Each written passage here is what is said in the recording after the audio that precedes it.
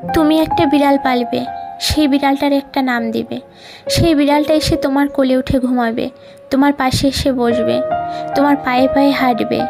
তার সাথে তোমার দারুণ এক বন্ধুত্ব তৈরি হবে।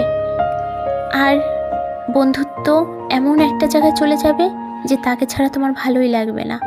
একটা সময় সে অসুস্থ হয়ে পড়বে এবং কিছুদিন পরে সে চলে যাবে। ওই মুহূর্তটায় তোমার সারা হৃদয়টা জুড়ে ভেঙে শুধুই তোমার কান্না আসবে। কিন্তু সেই কান্না দেখে অনেকেই বলবে, আরে ও তো একটা বিড়াল, ওর জন্য এমন কি হয়েছে? কিন্তু ও তোমার কাছে সামান্য বিড়াল ছিল না, ও ছিল তোমার কাছে তোমার আত্মার সমান এক বিশাল বন্ধু, যাকে ছেড়ে তুমি দুনিয়াতে একা হয়ে যাওয়ার মতো অবস্থা। যে ভালোবাসে সেই একমাত্র বোঝে তার ভালোবাসার প্রাণীটা তার কাছে কি, সেটা আর কেউ বুঝবে না, কাউকে বোঝানো সম্ভব।